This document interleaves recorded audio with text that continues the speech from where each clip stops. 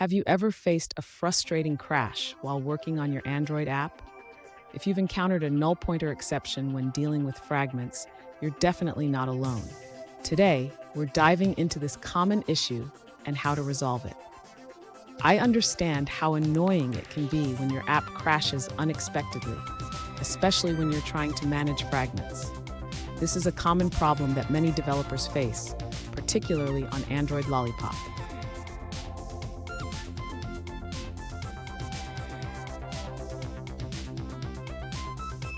Here's the specific situation we're looking at. One user reported a crash with a null pointer exception when trying to remove a previously added fragment. They provided a stack trace that points to the issue. Sound familiar? Let's explore this together. So what could be causing this null pointer exception? It often happens when you're trying to access a fragment that has already been removed or is not properly initialized. We'll break down the steps to troubleshoot this issue. And stick around. I have a crucial tip at the end that can help you avoid this issue in the future. To address the null pointer exception, the user should first ensure that the fragment being removed is not null. This can be done by checking if the fragment is added before attempting to remove it. Next, the user should verify that the fragment transaction is being committed correctly. It's important to ensure that the fragment is properly added before trying to remove it. Additionally, the user can implement a check in the on-back-pressed method to handle fragment transactions more gracefully. This will help manage the fragment lifecycle better. Finally, the user should consider using the Fragment Manager's Find Fragment by ID method to ensure they are working with the correct fragment instance before performing any operations. Did you know? The null pointer exception is one of the most common exceptions in Java, often leading to hours of debugging. But with the right strategies, you can tackle it head-on. Now let's look at the answers provided by other users. An alternative solution from another user suggests avoiding the getFragmentManager method. Instead, they recommend using getSupportFragmentManager and extending from v4.app.fragment. This change resolved their crashes. They emphasize that if you're using support libraries, switching to the support manager is beneficial. This can prevent unexpected crashes, as they experienced.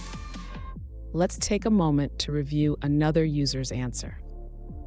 An alternative solution comes from a user who encountered a similar null pointer exception. They found that the error occurred when trying to hide a fragment that was not present in the fragment manager. Their approach is to check if the fragment exists before attempting to perform any operations on it. Let's move forward and look at another answer.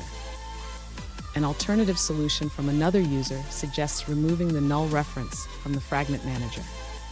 They set the broadcast fragment to null before attempting to remove it, which prevents the null pointer exception. That's the end of that answer. Let's see another perspective. An alternative solution from another user explains that the replace function in your transaction removes any previously added fragments at the specified container. Therefore, when you try to remove the fragment again, the system can't find it because it has already been removed by the replace function. Let's check out another perspective from a different user. An alternative solution comes from a user who faced a similar issue.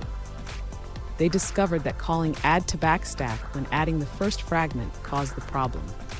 By removing this call, their application worked correctly, especially on higher Android versions like Oreo. Here's the crucial tip I promised. Always check the state of your fragments before performing transactions. This simple habit can save you from frustrating crashes. And there you have it. By following these steps, you should be able to avoid the null pointer exception in your fragment transactions. If you found this video helpful, please subscribe for more tips, and don't miss our next video where we tackle more common Android issues.